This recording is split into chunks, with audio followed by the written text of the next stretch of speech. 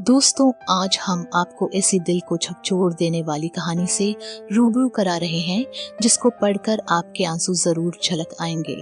दोस्तों, हम आपको एक बात बता दें कि प्यार जहां होता है, जिससे होता है उससे हो ही जाता है। प्यार जाति, धर्म, गली, मोहल्ला कुछ नहीं देखता है, वे तो अपने आप ही हो जाता है। दोस्तों, आज हम कुछ ऐसे ही प्यार के दीवानों की कहानी के बारे में बता रहे हैं। एक गांव में अभिषेक नाम का एक लड़का रहता था जो अपने ही गांव की लड़की से बेहद प्यार करता था, जिसका नाम राधिका था।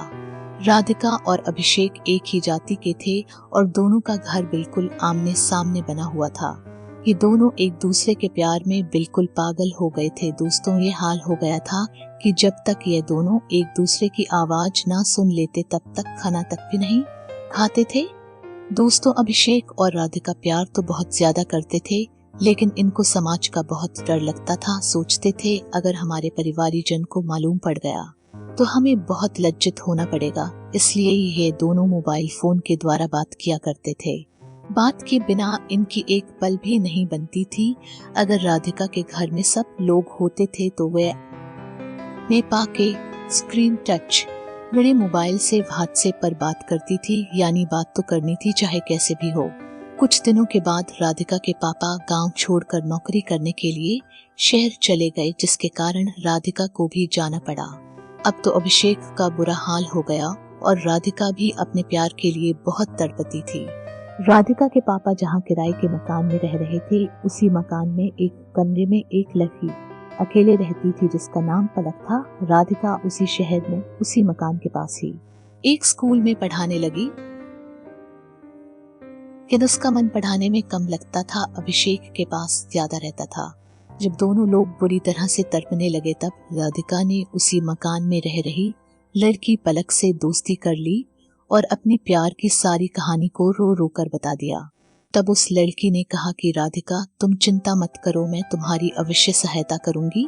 और बोली कि राधिका, तुम रात में मेरे कमरे में आराम किया करो और मेरे मोबाइल से अपने अभिषेक से वीडियो कॉल पर आमने सामने बात किया करो, जिससे तुम दोनों का मन एक दूसरे को देखकर शांत हो सकता है।